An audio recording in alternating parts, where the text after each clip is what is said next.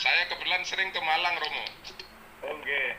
Oke, kebetulan saya sering biasa nginep di sana itu di apa namanya hotel yang di Malang itu yang apa namanya dulu itu apa ya namanya Purnama. dekatnya Hotel dekatnya Purnama. Santika itu, dekatnya Santika. Oh, yang Santika Dharma Malang, ya. Ya, Dekatnya Stan, sama ya. sama itu ada hotel yang di hotel tua itu yang apa namanya berubah namanya itu hotel Cakra dulu Cakra. Oh, ya, Hotel Cakra, oke. Oke. Kalau saya biasa dulu kalau ke Malang itu pernah ke sebulan saya jadi konsultan pariwisatanya ini Bupati Malang dulu.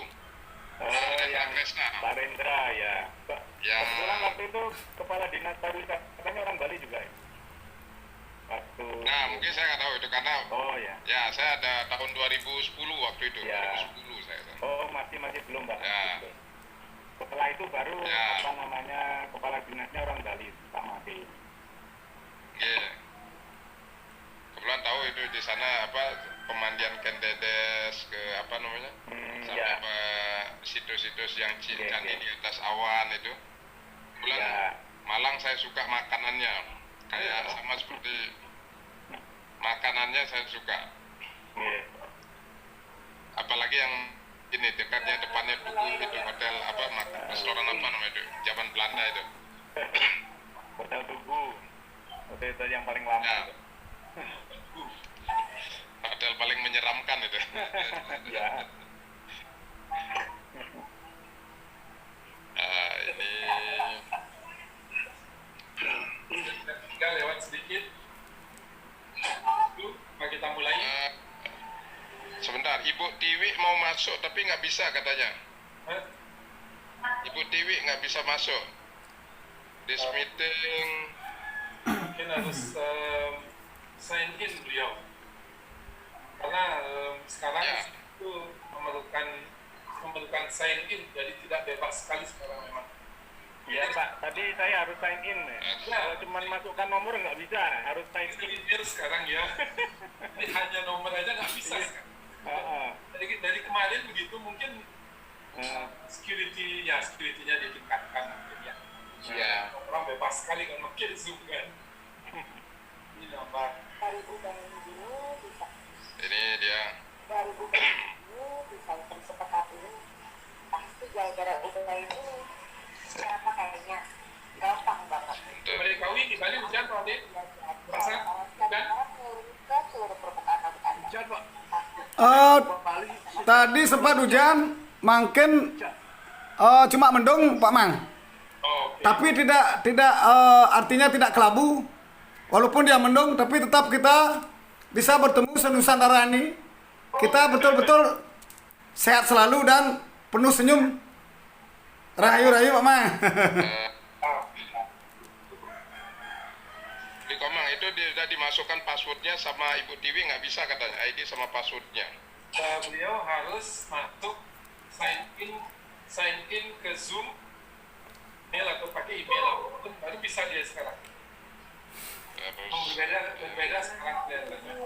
Bimbing aja sign in ke Zoom. Yuk, ya suruh sign in ke Zoom pakai Gmail ya. ini dia pakai email atau email yang lain. klik di partisipan atau di chat harus klik chat Ya terus langsung ikut. terus terus di situ Terus dilakukan langsung. Om Swastiastu Gimana kabar? becek ampun ini belum kebuka sepenuhnya. Nabi. Om Swastiastu Di dari Denpasar, Bali. Ini Swastiastu Pak penama, Swastiastu Beginian. kedengeran. Oke. oh, ya. Bisa, Dewi. dia masih pakai yang sign in pakai nomor kode itu sama password itu kan nggak bisa, dia harus pakai Gmail dulu kan. Kan sign in-nya berarti harus download masuk ke Zoom maksudnya. Jadi harus pakai punya SIM account. Kalau sebelumnya boleh orang tak pakai SIM account, punya akses ID dan itu kan. Nah, sekarang harus pakai. Ini dia begini beli komang. Itu. Coba beli komang sebentar Ibu. Apa sih?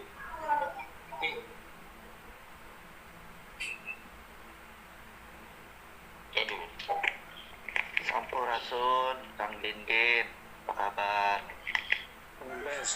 Kampes. Lama tak jumpa Kang Dindin. Iya, gimana Mas Gun? Aman ya, enggak ya? Aman.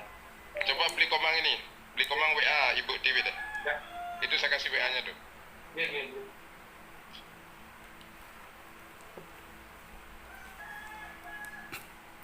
Kalau bergabung tadi Pak Siwa kan ada bergabung tadi. Ya. Itu betul. Abang Ziva. Iya, Bang Siwa itu dulu. Ya, sebentar.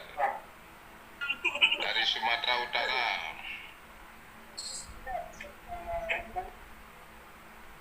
Mana dia ini belum muncul ya.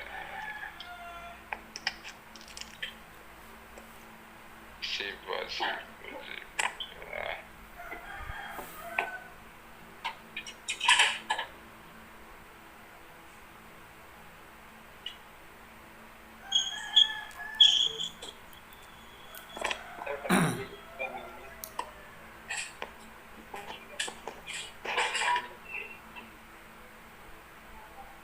Selamat sore Prabu, Mahaprabu. Siwa, selamat sore Bang Siwa. Selamat sore, Om Swastiastu.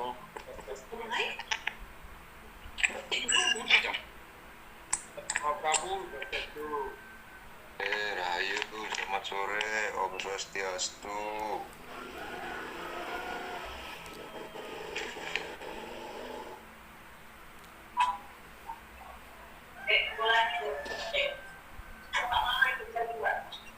Swastiastu, beli komang. siap.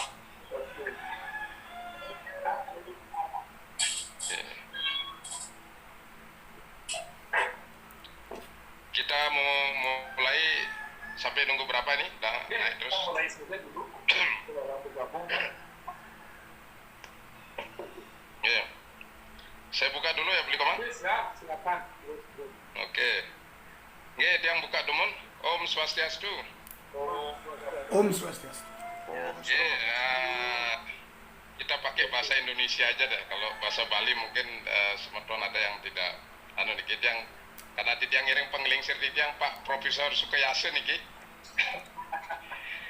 Oke, selamat sore semeton senamian. Jadi sore ini kami dari Gerakan Kearifan Hindu Nusantara mengundang bapak-bapak, terutama tokoh-tokoh Hindu Nusantara dalam webinar yang kita khusus untuk mendiskusikan atau mengenai sejarah tentang Hindu di Indonesia dan juga bagaimana kita mempunyai visi dan misi yang sama untuk mengembangkan Hindu yang mempunyai adat istiadat lokal yang ada di Nusantara. Dalam artiannya oleh karenanya kami mengambil tema membahas sejarah Hindu di Indonesia dan membangun Hindu dengan kearifan adat istiadat Nusantara yang dinamis. Nah, ini yang dinamis ini terus ada tambahan dari ide Pandita Empu Acarya Nanda yang kebetulan nanti paling terakhir akan mengisi acara. Kebetulan beliau masih ada katuran ya. Jadi tujuan daripada webinar ini sendiri adalah agar kita semua bisa dan mengetahui sejarah perkembangan Hindu sejak masuk ke Nusantara jadi lebih jelas. Karenanya kami mengundang di sini Profesor Sukayase, beliau sebagai direktur daripada Universitas Hindu Indonesia. Itu agar kita semua di sini dapat menyelaraskan Hindu antar daerah, antar tempat yang dengan budaya kearifan lokal masing-masing saling menerima dan saling mengisi di antara masing-masing tersebut. Dengan demikian akan ada kesederajatan dan nggak ada yang merasa lebih tinggi dan lebih baik, tetapi dengan satu tujuan, yaitu bakti kepada ide Sang Yang Widiwasa atau Tuhan Yang Maha Esa. Nah, dalam hari ini sebenarnya kami dapat banyak permintaan dari tokoh-tokoh Hindu yang lain seperti Marapu dari Tengger, dan juga dari Hinduke yang di Tanimbar, untuk dia juga beliau diundang. Kebetulan hari ini juga saya undang beliau, mudah-mudahan beliau hadir, tetapi sebagai peserta, bukan sebagai pembicara. Nah, dalam hari ini kita mengundang beberapa tokoh, istilahnya kita undang sudah semenjak 2 minggu lalu. Yang pertama di sini kami undang, saya akan bacakan, ya kebetulan nanti acara akan saya serahkan kepada moderator Pak Komang Priambade sebagai Ketua Umum Gerakan Kearifan Hindu Senusantara. Jadi yang pertama di sini yang salah satu yang kita undang adalah Profesor Dr. Wayan Sukayase. Beliau sebagai peneliti Tatwa dan Sastra Hindu di Nusantara, ya, Direktur Pasca Sarjana Universitas Hindu di Indonesia. Yang kedua di sini kami mengundang Bapak Siva Segar sebagai tokoh Hindu Tamil, Pandita Disri Murugan Poil, Wakil Ketua Pinandita Sanggraha Nusantara, ya, di Provinsi Sumatera Utara. Terus yang ketiga kami mengundang Bapak Karma Perangin Angin, tokoh Hindu Karo, Ketua Bidang Agama PHDI Provinsi Sumatera Utara. Dan keempat Bapak Sunarto Ngatek, Hindu Tolotang, Ketua PHDI Kabupaten Sidrap, Sabo, kebetulan beliau juga anggota Sabo Walake PHDI Pusat. Dan kelima Bapak Dr. Andos Simon Kendak Parante, tokoh Hindu Toraja, Bimas Hindu Kanwil Kemenak Provinsi Sulawesi Selatan. Yang keenam Ibu Tiwi Etika PHD, tokoh Hindu Kaharingan, Wakil Ketua Majelis Besar Agama Hindu Kaharingan, ya.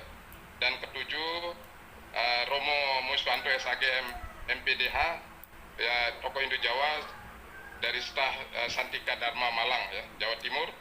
8 Bapak Ginanjar Akil, ya, tokoh Kearifan Lokal Sunda Wiwitan. Dan terakhir Ide Pandita Empu Nabe Jaya Acarya Nande, beliau Wakil Dharma Diakse PHD Pusat, yang kebetulan nanti akan hadir paling terakhir. Oleh karenanya, karena untuk mempersingkat waktu, saya serahkan acara kepada moderator Pak Komang Priambade. Silakan Pak Komang.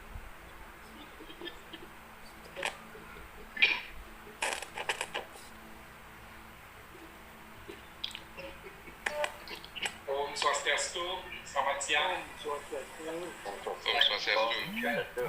Sampurasun, apalagi saya sapa Kang Romo. Ini kabarnya Kang Pes. Bapak sekalian, terima kasih hari ini sudah menyempatkan diri untuk hadir dalam sebuah webinar yang bertujuan memperdalam atau memperkaya wawasan kita sebagai ataupun sebagai warga negara yang cinta dengan adat dan kebudayaan Ya, Pak Sunarto. Jadi tadi sudah disebutkan Pak Sunarto. nanti berbagi dalam acara ini. Namun yang terpenting buat kita adalah sesi-sesi ini mohon nanti diikuti terbagi jadi 3 sesi. Setelah itu saya akan buka sesi tanya jawab, bapak-bapak atau ibu pembicara berikan tanggapan. Tentu sesi ini lagi gunanya adalah memperdalam wawasan kita dalam memahami adat istiadat tempat lain. Kalau kita misalnya kan yang saya tahunya Hindu, saya harus kenal lebih banyak tentang adat istiadat yang lain. Dari ujung timur, ujung barat kita harusnya semakin di sana. Ini sesi perkenalan kita di awal, memang karena tadi sudah disebutkan ada permintaan dari beberapa semeton atau saudara kita yang juga ingin menyampaikan. Nanti kita akan buat sesi berikutnya untuk memperkenalkan tentang adat. Jadi tanpa berpanjang lebar, yang akan minta Profesor Wayan Sukayase. Beliau adalah tadi disebutkan guru besar tentunya di pasca sarjana di UNKI nanti beliau akan membuka demo dengan paparannya. Prof. Bayan, dulu dimulai Prof. Bayan, duduk lagi. Terus sampun yang dijadikan co-host. Sudah saya host Prof. Bayan. Ya.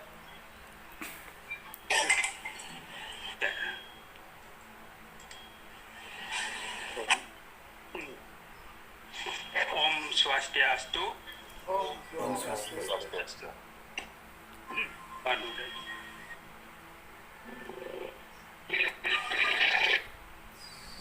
Salam Rahayu untuk semua yang hadir. Ide Sulingge, tokoh, peserta, Bapak Komang Priyambada, Mangku Buddha Sweno yang kemarin menghubungi saya. Salam kenal.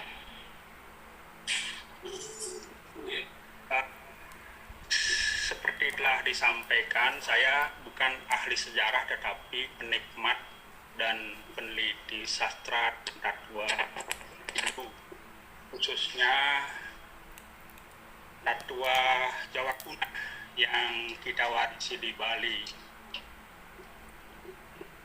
Pada kesempatan ini saya akan mencoba mendiskusikan kearifan sintesis Indo-Bali, sumber di ajarannya, yang tentu barangkali nanti adalah bagian yang sangat mendasar yang menjadi sumber keberadaan Hindu Nusantara. Itu yang ingin saya sampaikan sekilas.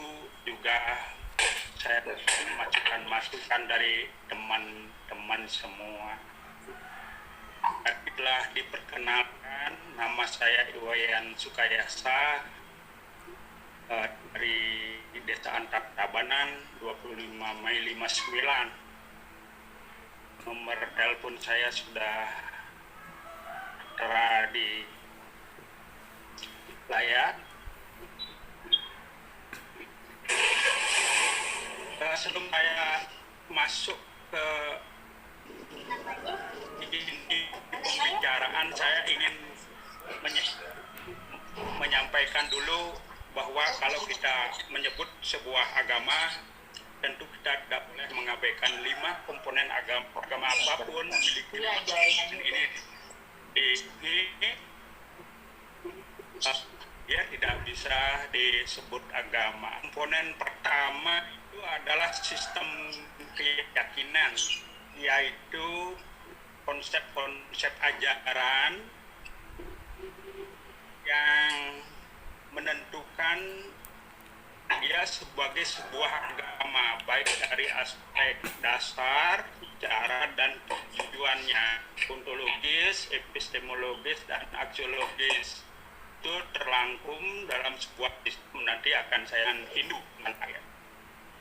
Dari sistem keyakinan itu, konsumsi otak dipikir benar, baik secara benar secara rasional maupun benar secara testimonis, kemana akan turun ke hati, menjadi dia emosi keagamaan yang disebut dalam Hindu itu adalah srada gitu. Jadi sistem keyakinan itu konsumsi otak. Ketika apa yang dikonsumsi itu sudah diyakini benar secara empirik, secara rasional, dan secara sabda pramana, katakan oleh orang-orang suci, akhirnya turun ke hati kita menjadi sebuah keyakinan.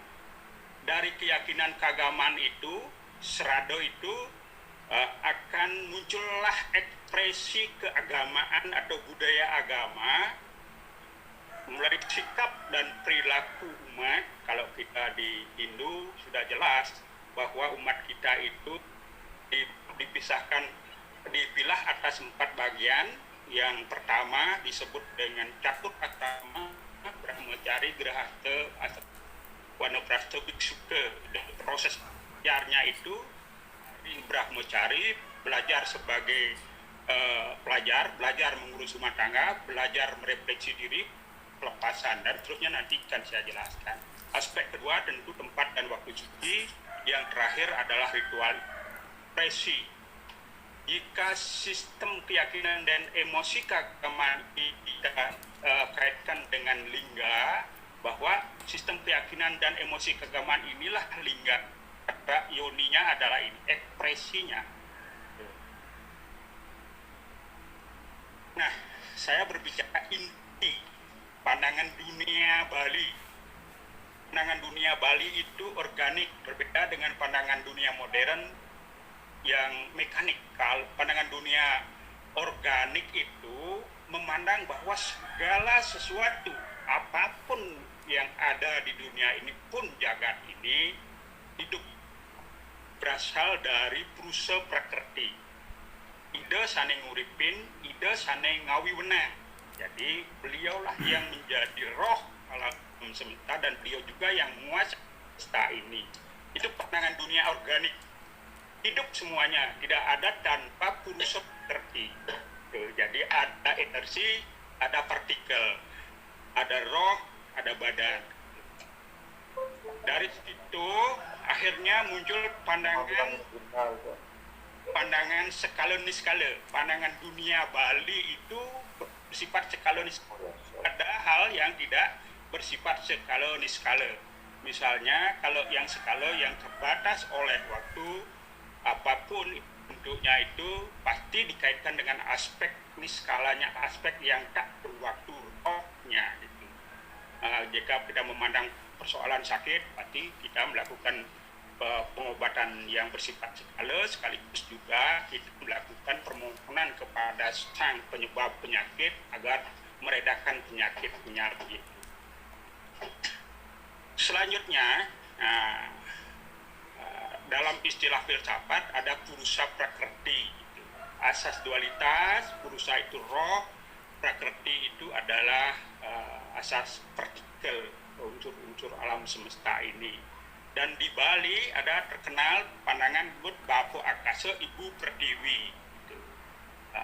Atas adalah Akasa, ibu kita adalah Pertiwi, Bapa Akasa, dan Raganta Jati. Raganta Jati artinya ketika kita bisa mempertemukan asas Akasa kelawan asas Pertiwi, akan muncullah diri sejati, kesadaran kesejatian jati diri. Gitu.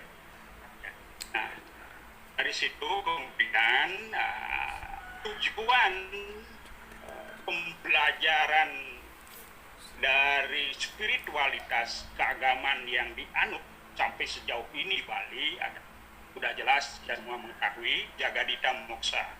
Jagadita itu adalah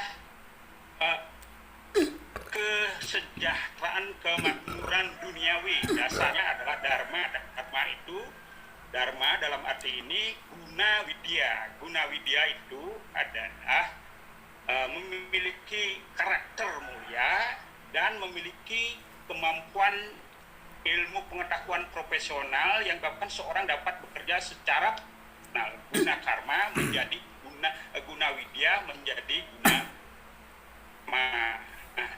akibat dari itu kita akan memperoleh harta materi, harta sosial, harta budaya, dan harta simbolik. Dari semua itu akan menimbulkan rasa suka pada lingkungan dan masyarakat lebih luas. Dan itulah yang disebut. Kemudian tidak cukup hidup yang duniawi saja, kita juga membutuhkan kebahagiaan batin. Bahagia batin dalam hidup ini, jiwan mukti, bahagia batin jika setelah kita meninggal, wideha mukti. Jadi akan saya coba terangkan lebih jauh. Pertama, kalau kita berbicara tentang roh Hindu Bali yang nanti juga tentu roh Hindu Nusantara, yang tidak dapat kita abaikan adalah Candi Pustaka Bali. Kalau dalam bentuk candi-candi biasa, candi-candi monumental, misalnya Borobudur, Prambanan, dan yang lain-lain, Besaki. Jadi ada Candi Pustaka, warisan anak Nyastre. anak nyastra itu pelajar Bali zaman dulu, tidak melalui proses buron-buron. Akhirnya kita di Bali memiliki sekitar 5.000 takep lontar. Takep lontar ini berasal dari abad ke-9 sampai bahkan hari ini ke-20 ya. Masih juga lontar penurunan lontar. Nah, dari lontar-lontar yang 5.000-an itu saya akan coba mengambil lontar terpenting dalam aspek keagamaan. Yang pertama adalah lontar filsafat fatwa, filsafat yang filsafat lebih murni itu perhaspektif Tattwa dan Tattwa Jinyana. Di Sunda Wiwitan atau Barat itu ada namanya lontar Dharma Patanjala. Nanti saya kira teman-teman dari Barat bisa menambahkan hal ini. Kemudian ada lontar yang bersifat esoterik, filsafat esoterik yang doktrin-doktrin menemukan kebahagiaan sejati. Yang tertua adalah Buana Kosa dan Jinyana Siddhanta, Ganpati dan yang lain-lain turunannya. Itu dua lontar ini, Raspati Tattwa dan Buana Kosa ini adalah lontar siwaistik. Sementara Kahamayanikan dan Buddha Sawanang ini adalah lontar Buddha Mahayana yang sudah menganut Tantra. Tapi lontar Siwaisme kemudian pada tahun 1947 diadaptasi lagi, dibahasakan kembali, dibalikan dengan bahasa Bali menjadi lontar Aji Sangkya. Kemudian turun menjadi buku Pancasrada karangan Pak Koko Punyatmadja, Ide Bagus Koko Punyatmadja tahun 76. Terus Siwa Tattwa yang ditulis oleh Bapak Gede Sura.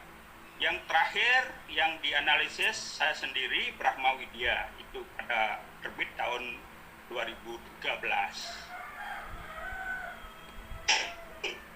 Kemudian lontar susila, nah ini sumber-sumbernya, kitab secara saya, Selokantara, Siwa Sesana, Werti Sesana, Putra Sesana, Niti Sastra dan lain-lain. Kemudian ini menjadi sumber penulisan kitab Tata Susila Hindu Bapak Bagus Mantra, itu tahun 80-an, Sila Krama Oko Punyatmadja, Etika Pengendalian Diri 85 Gede Sura.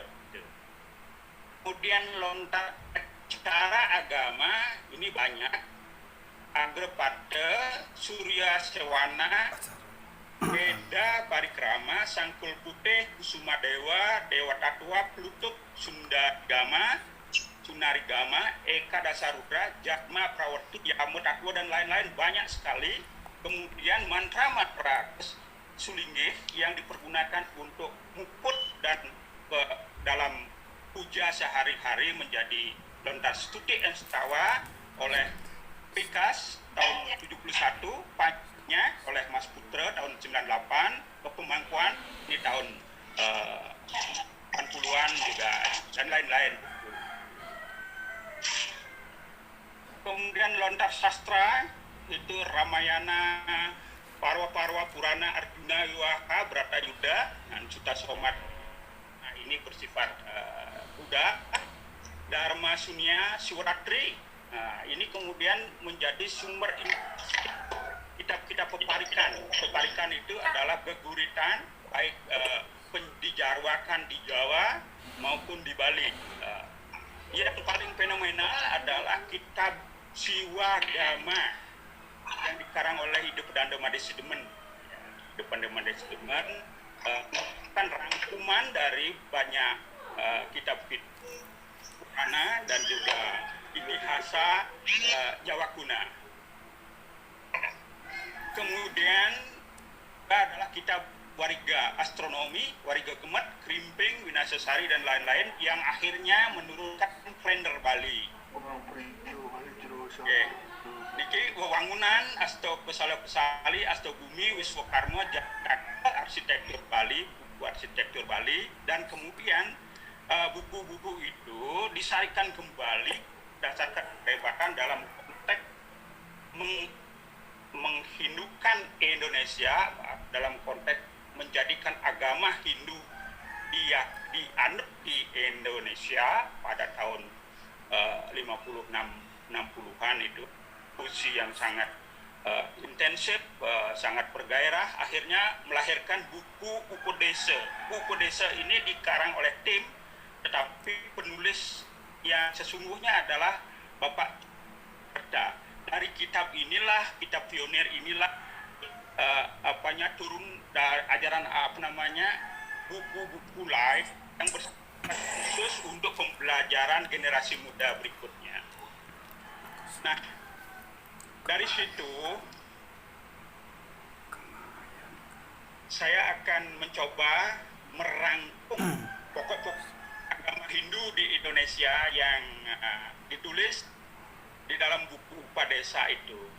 Yang pertama, subjek dan objek, artinya yang belajar dan yang menjadi objek pembelajaran kita adalah masyarakat Hindu diklasifikasi atas 4 kelas, yaitu Brahmacari, Grahasta, Wanaprastha, Bhiksuka. Masa belajar sebagai pelajar, masa belajar sebagai pembangun rumah tangga, masa belajar refleksi, masa belajar melepaskan diri dari duniawi. Jadi semua ini adalah proses belajar, maka disebut catur asrama. Asrama ini akan berhenti manakala seseorang telah mencapai moksa. Sebelum itu akan terus dari proses penyempurnaan spiritualitas dalam kelahiran ke kelahiran. Kemudian iman Hindu itu yang nanti turun menjadi Pancasrada adalah Pancatatwa. Pancatatwa itu telah umum kita ketahui bersama, bisa terjemahkan secara bahasa Indonesia. Widitatwa itu adalah hakikat kesemestaan, hakikat kesemestaan. Yang Atma Tatwa itu hakikat diri. Karma hakikat kerja, Punarbawa adalah hakikat perubahan. Kemudian moksa adalah hakikat kebebasan. Jadi hakikat semesta itu sendiri, hakikat diri secara psikologis maupun secara rohani, hakikat kerja, hakikat perubahan dan hakikat kebebasan. Inilah tatwati yang harus pertama-tama dipahami oleh umat, terutama umat Hindu di Indonesia, karena ini rumusannya adalah rumusan yang disarikan dari lontar-lontar yang saya sebutkan tadi. Terus bagaimana caranya merealisasikan agar pelajaran tatwa itu menjadi serada dalam diri? Tentu adalah jalannya disebut dengan catur marga, bakti, karma, jnana, dan yoga marga. Di dalam lontar Agastyapada bahwa ajaran Hindu itu dalam konteks cara melaksanakannya dipilah pula atas dua yang disebut prawarti marga, yaitu jalan aktivitas profesional berdasarkan cinta itu utamanya. Kemudian nirwarti marga, ini orang-orang khusus, jalan tanpa aktivitas fisikal, tetapi jalan renungan melalui jnana marga dan yoga, raja yoga. Dalam Hindu seluruhnya ini bukanlah jalan yang terpisah-pisah. Boleh saya terjemahkan seperti ini. Kerja profesional, karma, yang didasarkan oleh perasaan penuh cinta bakti yang dilakukan atas dasar ilmu pengetahuan kunci dengan penuh disiplin yoga atas nama dan demi Tuhan. Itulah yang sesungguhnya disebut giatnya. Sekali lagi saya ingin tegaskan bahwa kerja profesional, masing-masing kita punya kerja profesional. Kerja itu harus dilandasi oleh rasa cinta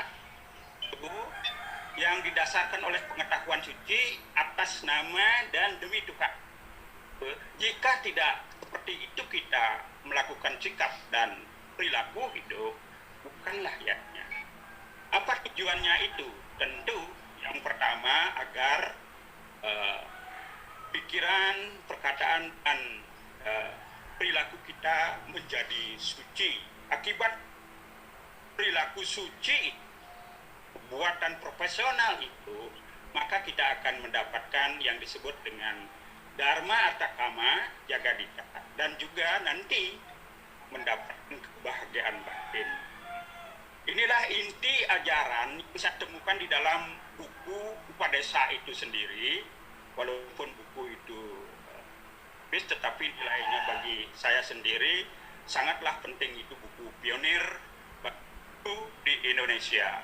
Kemudian sebagai sebuah sistem, jadi apa yang saya jabarkan ini adalah sebuah sistem, masing-masing komponen saling membangun dan saling menata menuju tujuannya. Jadi metodologi, epistemologi, dan aksiologi.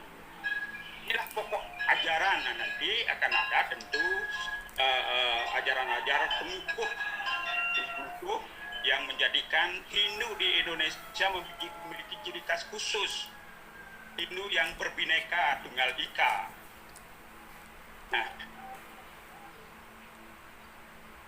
sekarang kita harus mempelajari itu dari mana sih sumbernya. Saya setelah membaca buku-buku arkeologi dan sejarah, saya menemukan tokoh pertama-tama yang menyebarkan agama Hindu ke Indonesia itu adalah Maharsi Agastya. Itu pertama-tama tentu pada abad ke-32 Masehi, pada masa kerajaan Sanjaya, dinasti Sanjaya di Jawa Tengah. Di Jawa Tengah kita akan menemukan patung gambarkan ini, patung seorang resi berjenggot dan perut gendut, ukuran agak pendek. Kemudian di Jawa Timur beliau dicandikan di candi, nanti teman-teman yang dari Malang ya, dari Malang ini Candi Badut ya, Candi Badut, bahwa candi ini didirikan oleh Gajayana, turunan dari Dewa Sima pada abad ke-682 Saka 760 Masehi, adalah untuk memuliakan Maharsi Agastya dalam bentuk lingga yoni di candi lingga yoni.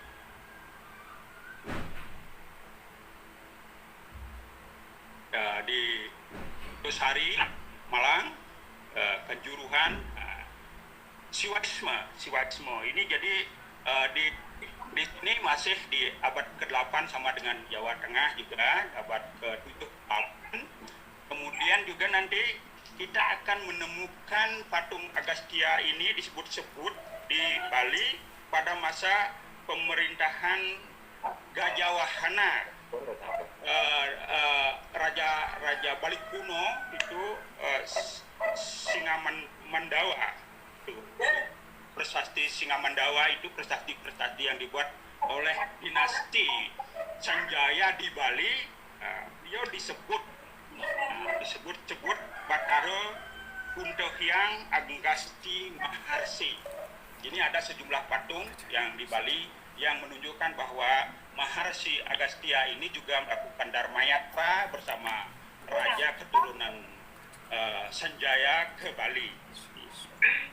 Sementara ini yang dipandang pertama yang lain adalah Maharishi Markandeya, tetapi di dalam sejarah yang saya baca Maharishi Agastya inilah yang pertama-tama Markandeya. Yang naik dari ajaran Maharishi Agastya ini ditemukan di dalam buku Agastya Parwa, buku kuno yang inti ajaran yang kita temukan di situ ada 3, tapa, yajna, dan kirti. Ya, pengendalian diri, melakukan tapa secara asketis di asrama-asrama atau gua-gua pertapaan, melakukan pemujaan kepada pemujaan pancayatnya, kirti. Nah, kemudian kerja sosial itu satkirti, kalau kita kenal sekarang di Bali namanya satkirti. Jadi disinilah sumbernya di dalam kitab Agastya Parwa. Jadi pengendalian diri tentang trikaya, pancayatnya, dan sat. Nanti bisa kita diskusikan lebih lanjut. Jadi di Bali itu pada abad ke-8 nih, abad ke-8 juga abad ke-9 ya, 9 pada zaman Bali kuno. Nah, yang ingin saya diskusikan kali ini lebih jauh adalah kitab Buana Kosa, kitab tatwa tertua yang kita temukan dan kita warisi di Bali dan menjadi pegangan para sulinggi ketika melakukan pemujaan. Kitab Buana Kosa ini adalah berisi diskusi para Batara Siwa dengan Bhagawan Dewi Uma dan Kumara, terdiri dari 11 bab. Bab 1 sampai 6 adalah bab Brahma Rahasyam dan Buana Kosa. Brahma Rahasyam ini adalah menjelaskan tentang Tuhan atau ketuhanan. Terus bab di dalam juga ada berjudul bab Buana Kosa, artinya bagaimana alam semesta ini tercipta secara evolusi berlapis-lapis. 24 kategori tatwa kemudian menjadi Saptoloka, Saptoktala. Kosa-kosa itu dijelaskan. Dan inti ajarannya adalah Wisista Dwaita, monisme terbatas.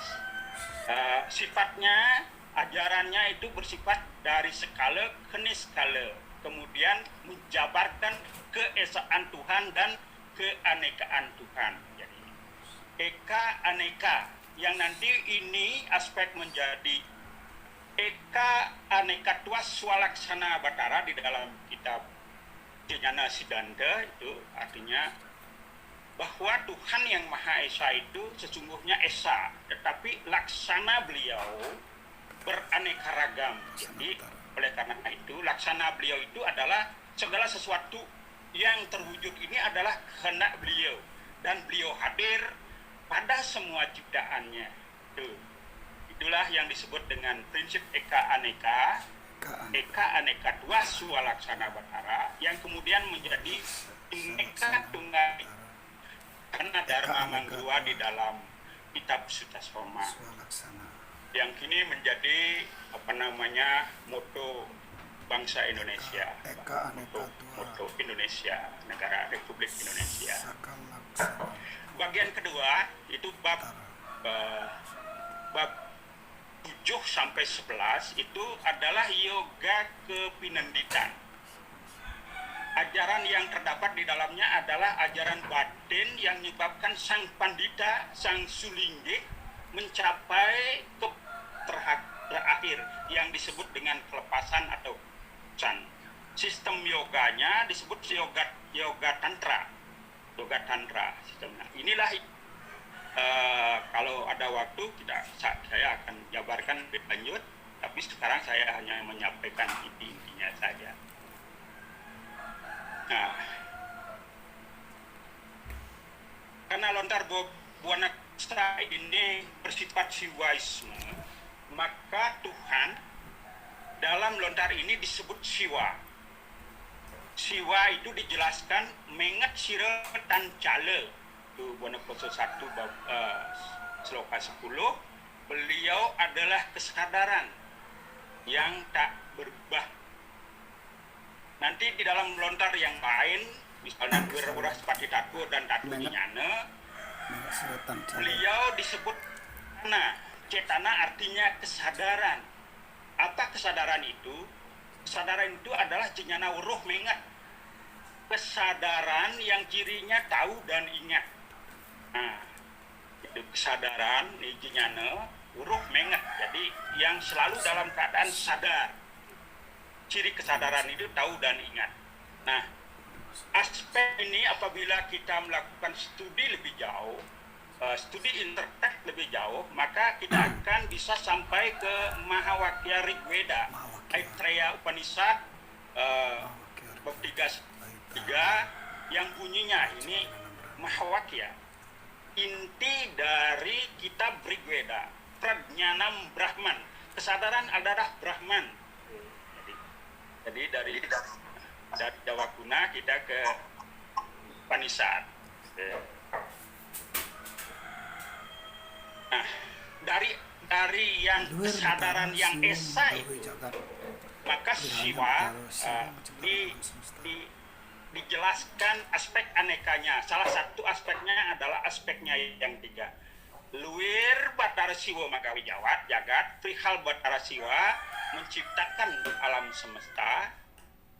Nah, Brahma rupa siran panresti jagat. Brahma wujudnya ketika menciptakan alam semesta. Dan Wisnu rupa siran pangraksa jagat. Wisnu wujudnya ketika membuka alam semesta. Kemudian Rudra rupa siran merelayakan Rudra rupanya ketika melebur alam semesta. Ditegaskan nahan tawak nira 3 beda nama. Demikian wujudnya yang 3 hanya beda nama rupa. Nanti di dalam lontar-lontar India, lontar-lontar India klasik kita menemukan nama rupa. Dan ini bila kita lebih lanjut mempelajari dari mana sumber ajaran ini, saya menemukan dalam kitab Siwa Puradna, yaitu Rudra Sampita, yaitu pada bab 18 sloka 48. Di sana disebutkan Siwa adalah Brahman. 3 dewa Brahma, Wisnu, dan Rudra adalah manifestasinya berdasarkan sifatnya yang berbeda-beda.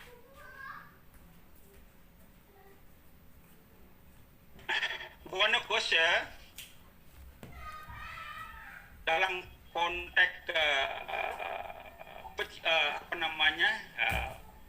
penciptaan alam semesta ini mengambil ajaran dari Sankhya Darsana Maharshi Kapila di dalam Bondowoso Kapila. Jadi 24 kategori filosofis Sankhya, mulai dari Kruso Prakrti, Budi, Ahamkara, Dasendriya, Panca dan Mantra, Panca Mahabhuta, Mana lipnya terakhir? Mano Alit, berasal dari ajaran Sankhya Darsana. Diadaptasi yang kan inti ajaran tentang pelapisan alam semesta. Lebih jauh dijelaskan. Dek, aliam bapak batok nih jemaah aja ibu marolin sih.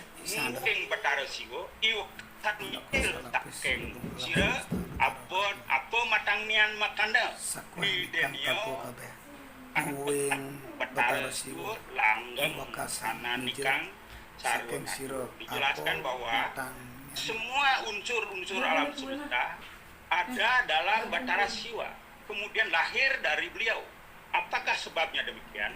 Karena unsur-unsur itu merupakan perwujudan Batara Siwa, dan bahwa keberadaan unsur-unsur itu abadi. Jadi ini pemahaman Wisista Adwaita yang menyatakan bahwa segala sesuatu ini berasal dari beliau. bahwa segala sesuatu ini adalah kehendak beliau. Diatur menurut hukumnya, maka disebut widi. Oke. Nah, dari sinilah muncul pemahaman Bhinneka Tunggal Ika itu. Kadianganeng murah mak weh wijilnya tunggal ya sakeng wae. Bagaikan buih banyak sekali bermunculan, tetapi sumbernya satu, yaitu air. Nah, yoga kepanditan sebagai saya jelaskan tadi, bahwa unsur-unsurnya dijelaskan sebagai berikut. Anggaplah ini tujuan, yaitu Tuhan sendiri, Sang Yang Siwa, yang menjadi tujuan melakukan spiritualitas agama Hindu paham Siwa. Yoga kepanditan, ya. Yang pertama tentu sesana, ya. Siwo sesana, Werti sesana nanti bisa dibaca di situ, letar itu, yaitu tentang aturan tingkah laku yang baik dan benar. Kemudian di atas itu ada arcana, peralatan ritual, macam-macam. Kita seperti disaksikan di Bali, sistem pemujaan itu tidak ada peralatan ritual, rerajahan, bebantenan, gento, ini dan tribut-tribut yang setinggi itu semua adalah peralatan ritual untuk mengarcakan atau memuja Tuhan Yang Maha Esa Siwa. Kemudian juga ada sikap suci. Sikap-sikap suci itu disebut mudra, yaitu sudah biarkan dalam Sulinggih Bali ketika melakukan pemujaan, melakukan gerakan-gerakan tangan yang suci, yang di tarian-tarian kosmik. Kemudian ada mantra. Tidak pernah Sang Sulinggih memuja tanpa mantra. Selalu mempergunakan dibarengi dengan genta. Kemudian kuta mantra. Ini kuta mantra ini adalah formula mantra yang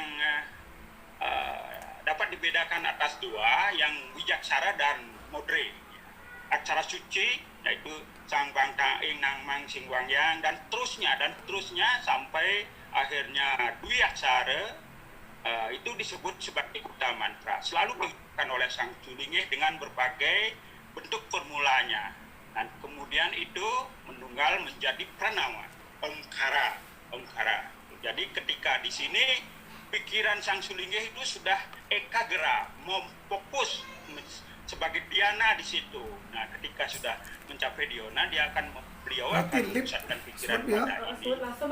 Mencapailah apa yang sesungguhnya Siddhanta, jalan Siddhanta yang saya temukan di Wanakosa, yang tentu harus dijelaskan dikaitkan dengan Satanga Yoga atau Astanga Yoga dari Maharshi Patanjali di dalam kitab Yoga Sutra Patanjali, dan juga di dalam kitab Burhaspati Tattva dan Tattva Jnana itu ada Satanga Yoga. Di dalam kitab Dharma Panjala itu Astanga Yoga. Dan barangkali itu yang pokok-pokok pikiran yang ingin saya sampaikan menjadi pokok-pokok batin agama Hindu Bali yang merupakan dari agama Hindu Nusantara yang berbineka, yang asasnya bernama Tuhan Yang Esa. Jadi inilah kearifan sintesis yang saya maksudkan. Kearifan sintesis itu para sesepuh kita dulu, para penglingsir kita dulu, para maharsi kita dulu di Nusantara mengambil inti-inti ajaran secara hati di sini diambil sarinya, apa yang datang dari India tidak dapat dikembalikan sepenuhnya ke India, telah dijawakan, menjawakan biasa mata, artinya membahasa jawakan kitab-kitab karangan Begawan biasa dibahasa jawakan menurut kultur Jawa, kemudian dibalikan menurut kultur Bali, mungkin juga ke daerah-daerah lain gitu. Dalam aspek ekspresi keagamaan kita berbeda-beda. Bali ya harus Bali, harus keharingan, tetapi semua yang dilakukan itu adalah untuk memuliakan Tuhan yang Maha Esa, apapun sebutannya. Dan yang terakhir, sebutan beliau yang populer, yang juga diambil dari lontar-lontar ini adalah ide Sang Hyang Widi Wasa. Di dalam kitab Burhaspati Tattwa ditemukan istilah Batara Widi. Jadi ya, kata Widi itu berarti hukum, sang penyangga semesta. Dinamika. Jadi di dalam juga ditemukan Widi di dalam lontar Siwagama ditemukan Sang Hyang Widi. Siapa Sang Hyang Widi?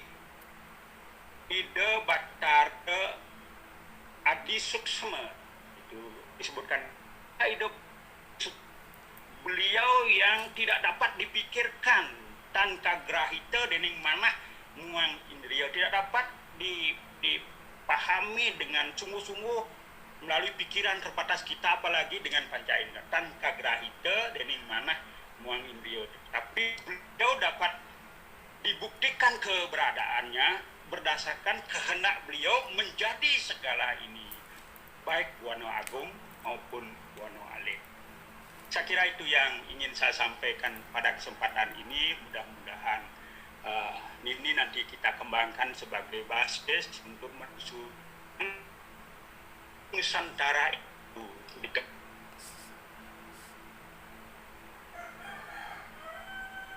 Saya kira itu Pak Komang, yang Badra.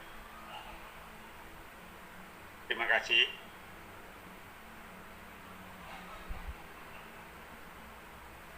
Ini Suksma Pak Kawayan atas penjelasannya,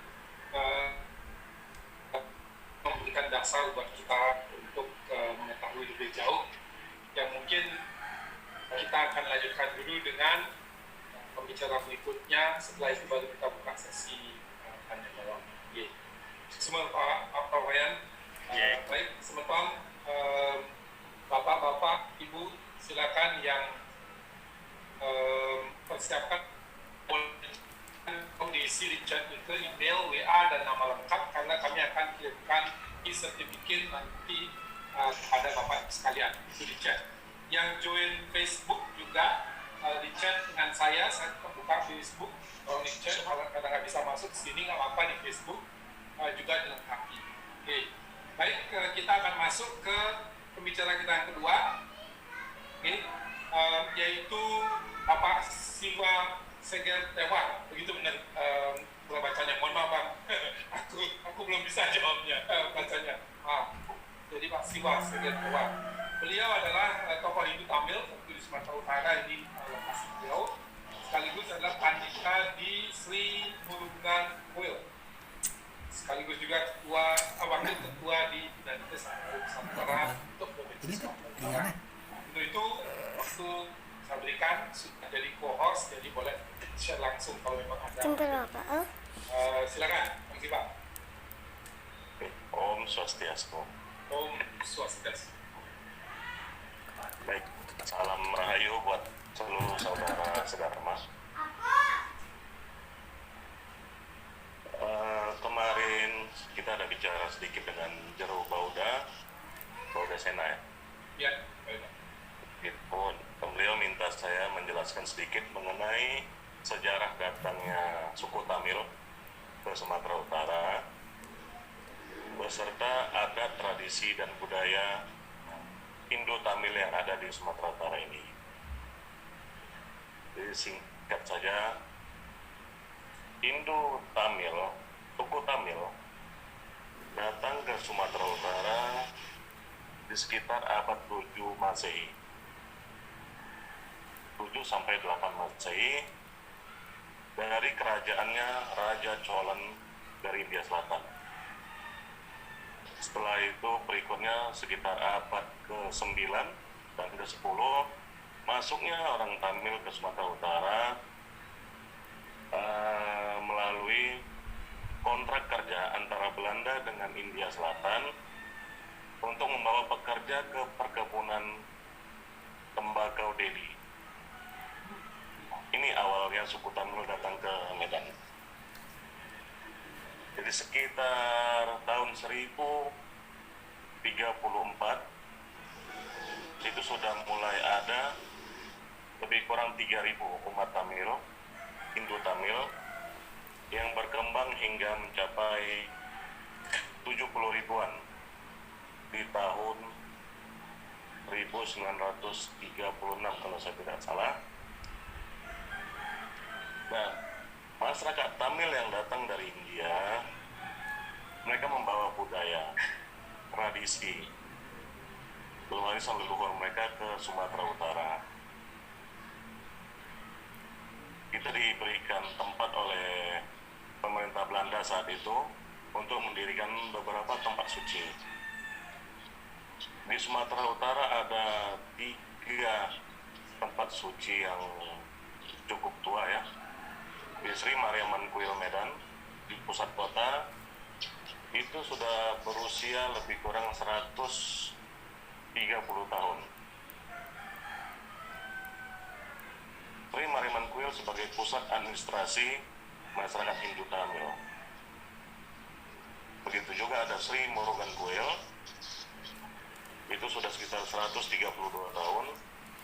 Mungkin kalau masyarakat Bali lebih mengenal dengan Dewa Kumara. Kalau kita orang Tamil menyebutnya Murugan. Iya. Nah, mayoritas masyarakat Hindu Tamil pengikut atau ajaran yang mereka dalami aliran Saiwisme. Jadi ada 3 aliran besar di Sumatera Utara ini, Saiwisme, Vaisnavi, dengan Sakta. Ini murni ajaran tradisi Tamil. Nah, masyarakat Tamil, Hindu Tamil ya, maaf, Hindu Tamil, mereka pengikut ajaran Siddhartha. 18 para Siddhar, kita mempercayai ada 18 Siddhar atau Siddhartha yang diturunkan, dilahirkan ke bumi untuk menyebarkan ajaran Dharma. Siddhar pertama adalah Bhagawan Agastya. Mungkin saudara-saudara kita di Indonesia lebih mengenal dengan Maharishi Agastya.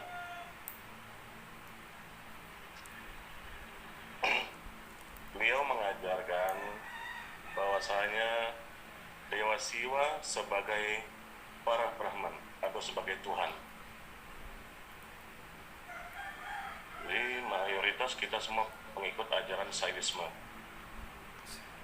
dengan Sakta, aliran Durga, Tantra, itu kita sebut aliran Sakta di sini. Nah, budaya kita di Sumatera Utara untuk ritual-ritual sampai hari ini kita masih ada ritual mencaru, mungkin kalau dengan masyarakat Bali bilang ya, kita bilang sini mengorbankan hewan di saat ritual-ritual tertentu. Itu ajaran di zaman Praweda yang kita persembahkan untuk beberapa dewa-dewa suci, kepada leluhur, dan juga kepada Bhutakala. Namun sayangnya saat ini tradisi itu sudah mulai terkikis dengan aliran-aliran baru, ajaran-ajaran baru yang menentang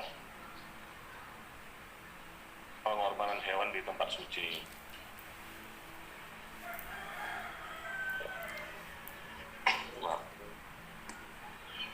Hindu Tamil yang ingin saya jelaskan di sini, Hindu Tamil tidak seluruhnya umat Hindu Tamil itu menganut ajaran-ajaran dogma-dogma yang saat ini lagi panas ya, lagi bertentangan dengan masyarakat Indonesia, masyarakat Bali pada umumnya. Karena saya lihat ada di beberapa grup, di beberapa media sosial, image India itu sudah negatif. Jadi saya ingin tegaskan kembali bahwasanya masyarakat Tamil, Indo-Tamil, mayoritas pengikut ajaran Saiwisme, ajaran Hindu kuno, hanya segelintir sebagian kecil yang ikut kepada ajaran-ajaran baru saat ini. Maaf Pak Komang Priambada, Lanjut. saya ada panggilan harus keluar ini Pak. Oke. Tidak bisa melanjutkan nampaknya Pak. Oke.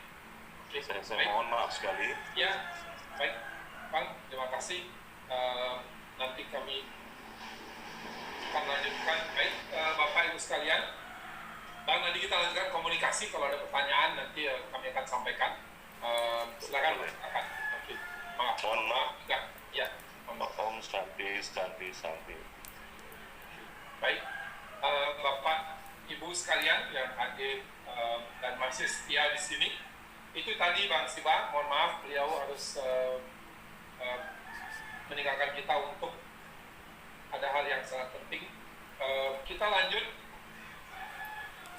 Saya panggil dulu Abang satu lagi, Bang Karma Perangin-Angin, apa sudah bisa masuk? Mudah-mudahan dari tadi belum bisa masuk. Kita lanjutkan dulu dengan, kalau demikian, dengan Pak Sunarto Ngatek berarti. Sudah siap Pak Sunarto? Pak Sunarto sudah siap?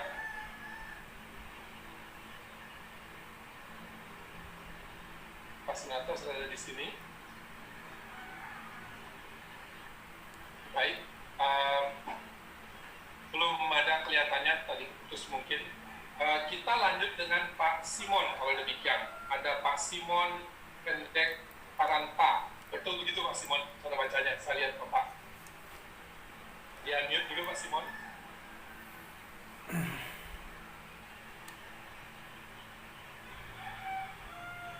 Pak Simon.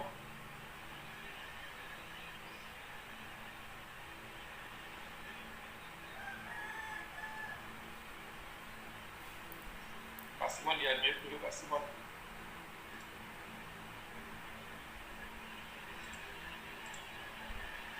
Sebentar ya, sebentar. Pak Simon bisa unmute dulu. Belum mute itu. Oke, sudah ya. Baik, Pak Simon, sebentar. Pak Simon adalah tokoh Hindu di Toraja atau Aluk Kodolo disebut Pak ya, dan sekaligus tentu beliau adalah Dimas Hindu Paguyuban Kemenang Provinsi Sulawesi Selatan. Baik, mari kita lanjutkan ke webinar ini dengan mendengarkan atau memperkenalkan Hindu dari Toraja oleh Pak Simon Pendek Paranta. Silakan Pak. Selamat sore. Ya, terima kasih Bapak-bapak semuanya. Om Swastiastu, Om Swastiastu. Rahayu untuk Bapak Ibu beserta webinar pada sore hari ini.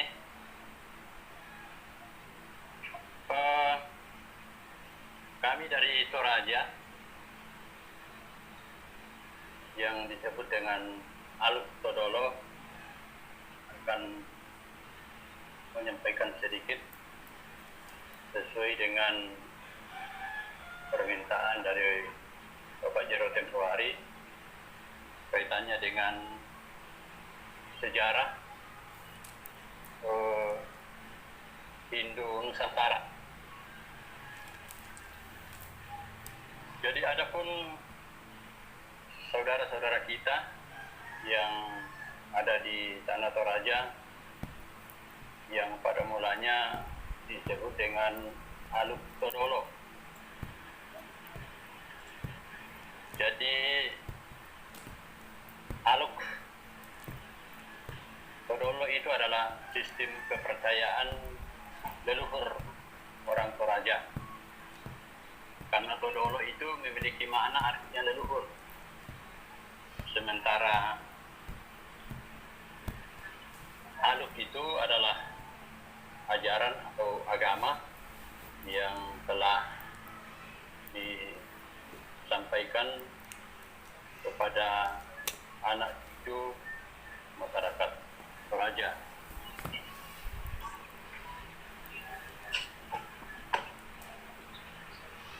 Saya mau menyampaikan materi tapi agak terkendala ini Pak Komang. Ya. Mau menyampaikan naskahnya itu ya. Oke.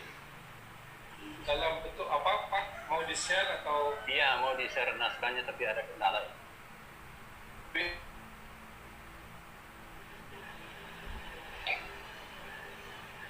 Coba dulu Gus.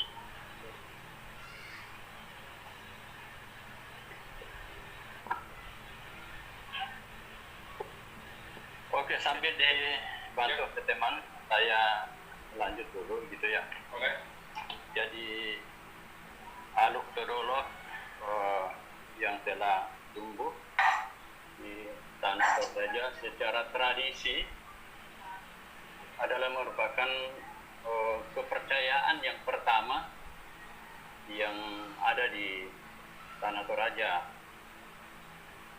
Ada keyakinan atau ada semacam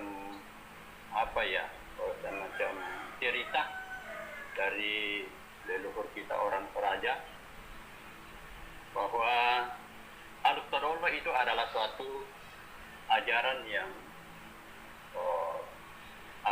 diturunkan oleh Yang Widi atau dalam sebutan bahasa Toraja disebut Puang Matua, dan ada beberapa syair atau